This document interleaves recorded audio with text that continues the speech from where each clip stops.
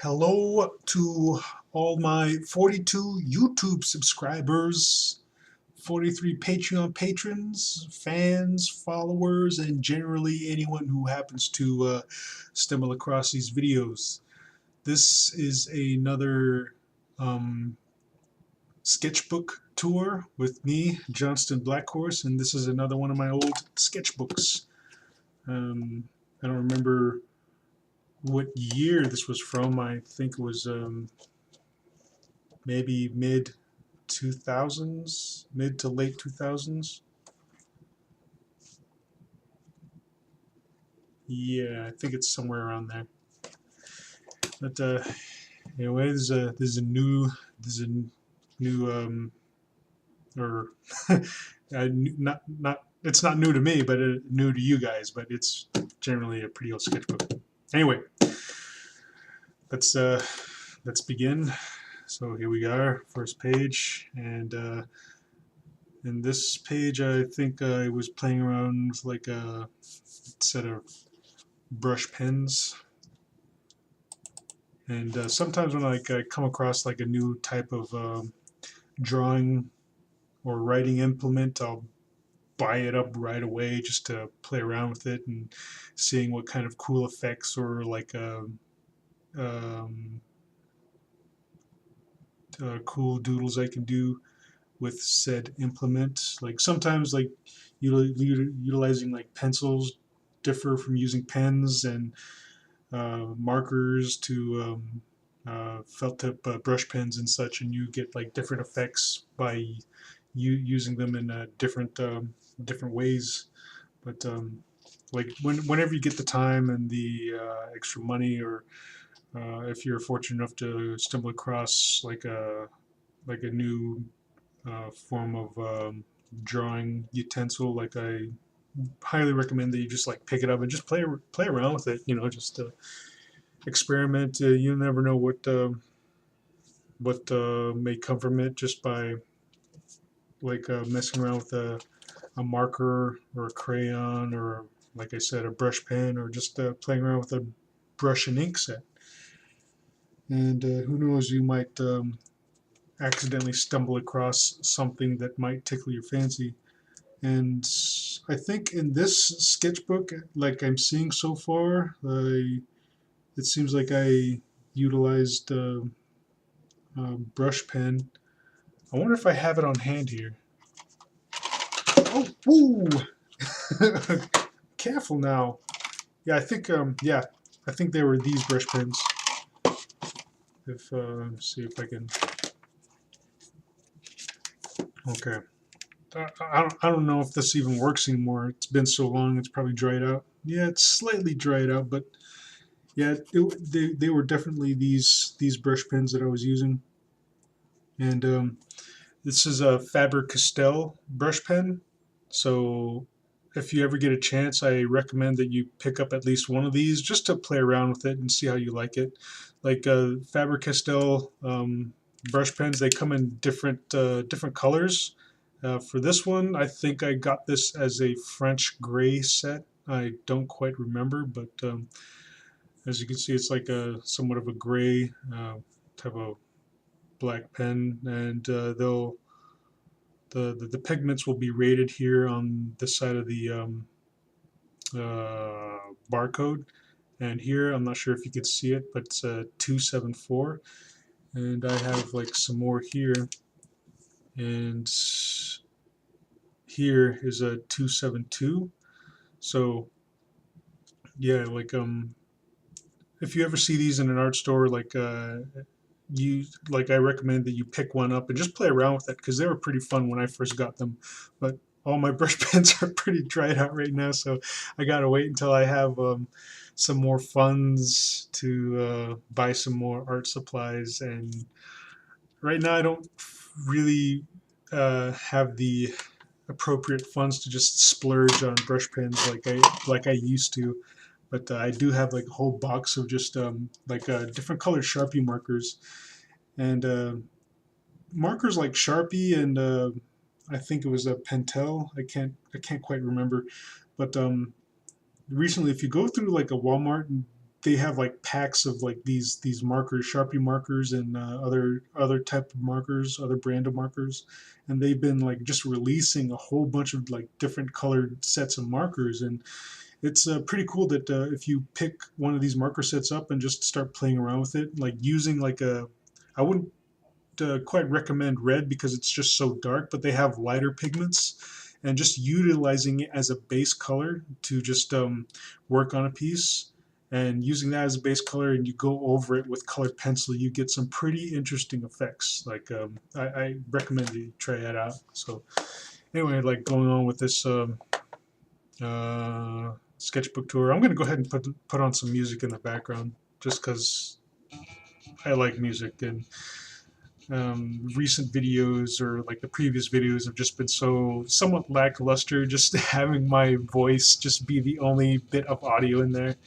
And going through the video, like I know that the audio quality is poor when it comes to the music that I'm playing, but you know what, at least it's something for right now. Maybe until I can figure out how to get a better quality sound or something. I don't know, but I'll play around in the future. Anyway, going on with the sketchbook tour, like again, like more playing around with the brush pen, and like as you can see, I'm just experimenting. Like I said, just picking up this brush pen and just playing around with it, like experimenting and just seeing what kind of cool effects I can get with this different drawing implement. And just holding this book up for you, and just playing around with like the different stroke weights and like pressure that you apply to the pen. You can get some of these different like line weights, and it's just pretty interesting to play with and just see what spills out into the page for you. Like you should definitely try it out. Oh, there's a cartoony character and somewhat of a partial face here, like a dog or wolf face, and it looks like it somewhat takes on the appearance of kind of those like Japanese tattoos in a way. I think that's what I might have been trying to mimic as far as style goes when trying to draw this partial wolf face. And here, as you can see, it looks like just a bunch of like weird tribal designs just all mishmashed together to form this face that you kind of see here. It's pretty cool. And here, I think I'm not sure what kind of pen this might be. It might be a ballpoint pen or a pen and ink set that I used to have. You want like in a previous video I said I threw that pen set away, but as it turns out I haven't. Hold on, let me just go grab that real quick.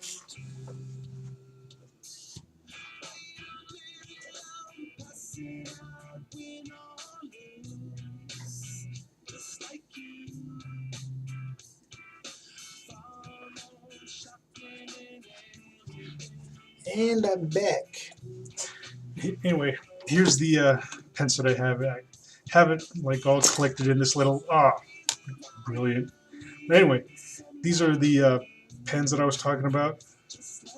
Like if you can see that. And I bought a whole set that came with all these nibs, and it came with these holders.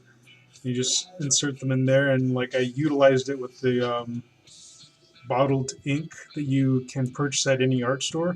Now, if you're going about buying bottled ink, like even though it says non-toxic, like I recommend that if you're going to store that ink, like you don't keep it for too long, because the ink that I had, like I have no idea how long I kept that ink in storage, but I have to say that it was round about a decade that I kept that ink.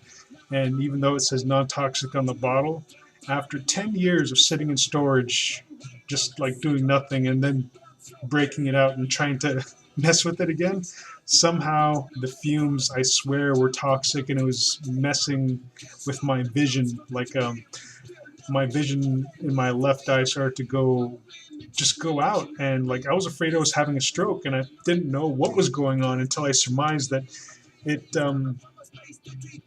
it did start happening up until I started playing with this pen set again.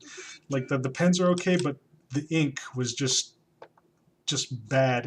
And somehow it had gone bad. But you know, anything is going to go bad if you keep it in storage for 10 years and just yeah. So if you're gonna mess around with a pen and ink set, like use ink or whatever, but like don't keep the ink for too long, otherwise you're gonna end up with some sort of like toxic funk that's gonna mess with your senses.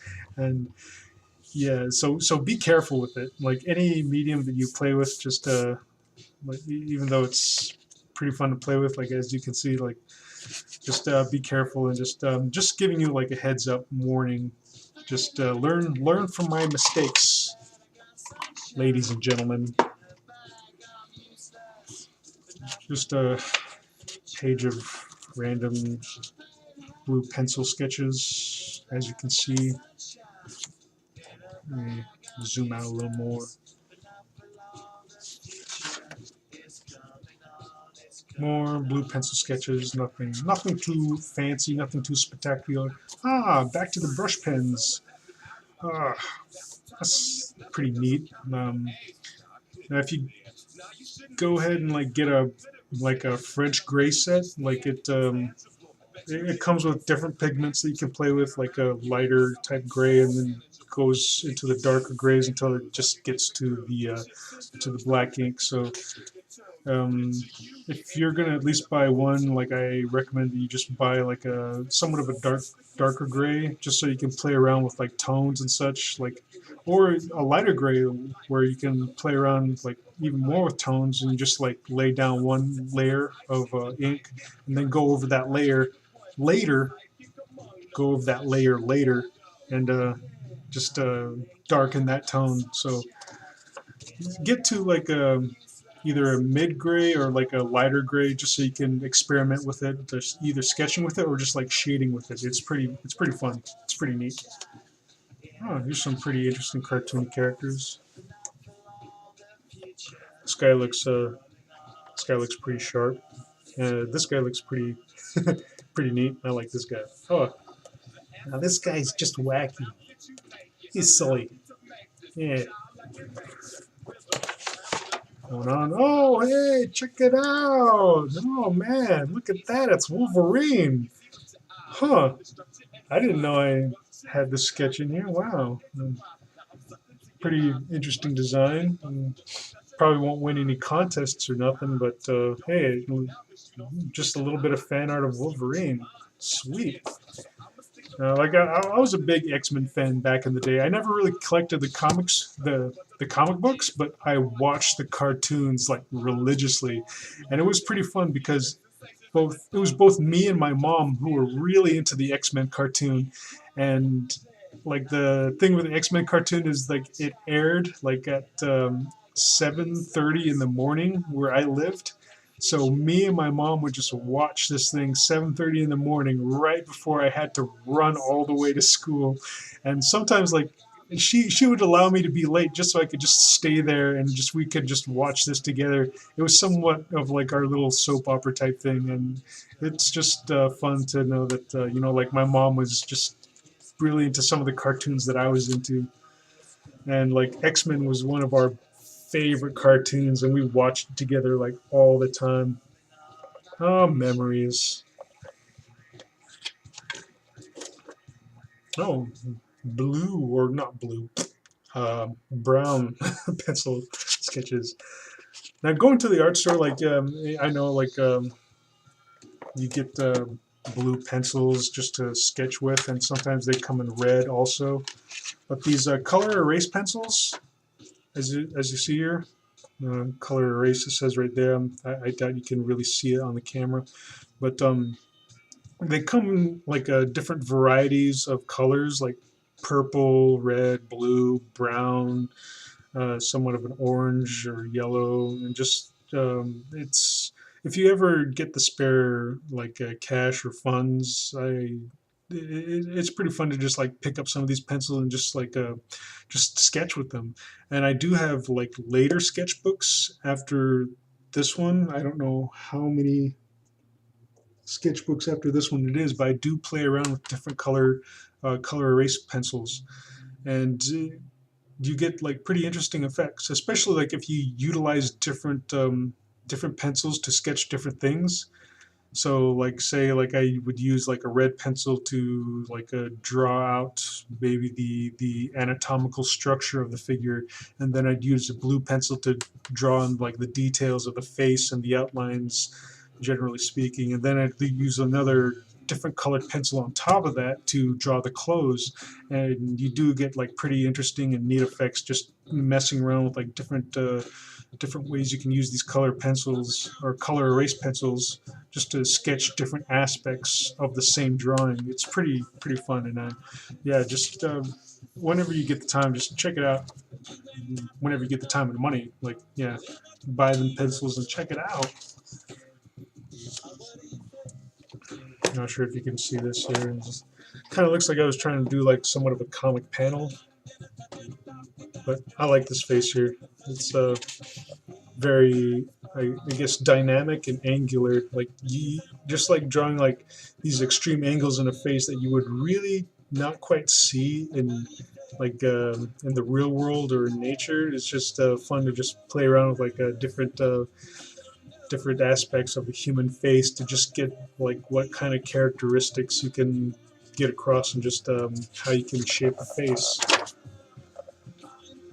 And here's just like looks like a character just posed in a form of like just outright rage or despair, or just yeah, he seems very distraught about something, but yet you can like get the sense of anger, this sense of passion, and just like his body language, how he poses his body, how he's like just got his face just screaming, and like even like his tension just comes across in his hands.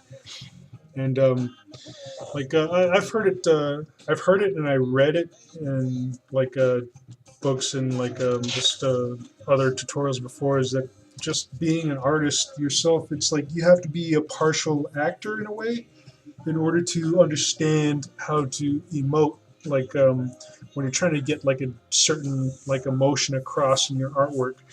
Like it's good to just like practice like several different emotions, like happy emotions, sad emotions, anger, and just getting the essence of like joy and fear across in some of the like the studies that you do in your spare time. Just that is just ridiculous.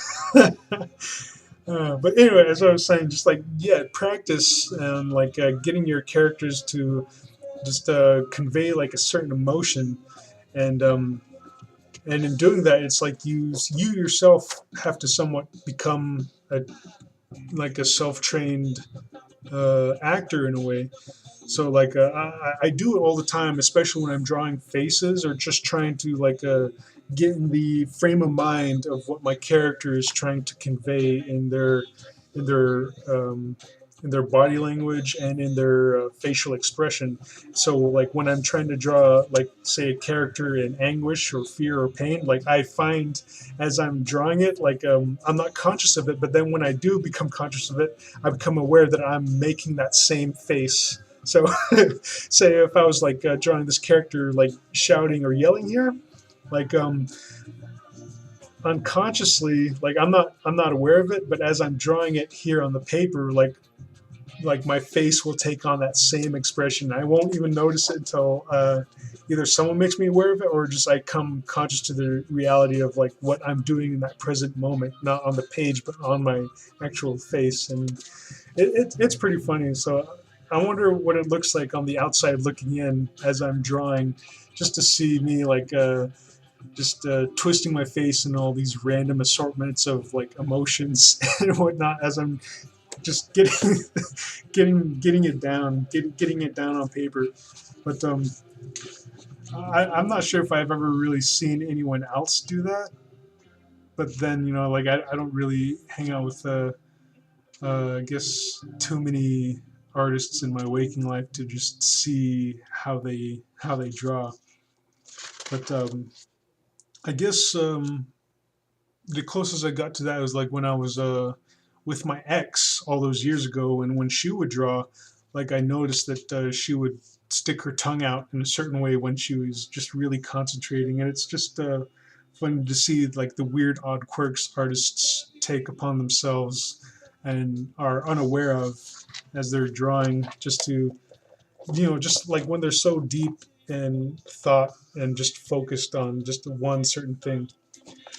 But anyway, we'll go ahead and like leave it at this page for now, since we're at the 20-minute mark.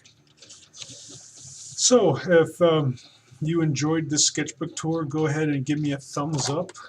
You click that like button, and you know what, if you want to see more of these videos in the future, go ahead and hit that subscribe button, you know, if you want to.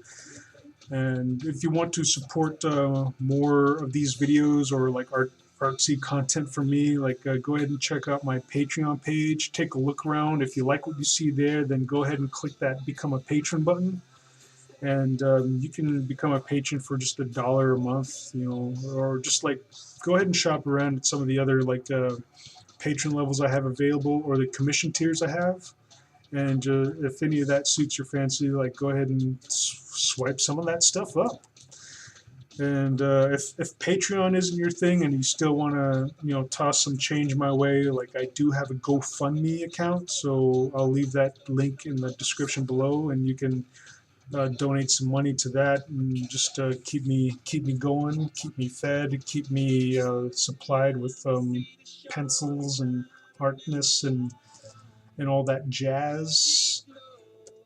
If you want to know more about my personal history, life, and background, I also have a semi-autobiographical blog where I post things about my life story, and post artwork, and just keep people up to date with recent activities in my life. And I just have to say that my life has just been pretty nuts, and even recently it's just been wacky and crazy. Oh man, oh my god. But yeah, check that out if you want to. And I also have a DeviantArt, Ink Bunny, and Fur Affinity if any of you are interested. And I'll leave all those links in the description below. And so with that, like, go ahead and check back every Monday for a how to art video, and every Tuesday for another sketchbook tour. Now I try to keep that schedule down as much as possible, but sometimes, you know, I get behind, and like this video, for instance, is about 2 days behind right now. But you know what, I try to keep that schedule, but at least I'm trying to keep like a whole weekly release of these video content for these video contents for your viewing pleasure. But anyway, yeah, I guess I'll check you guys next week. So see you guys later. Sweet.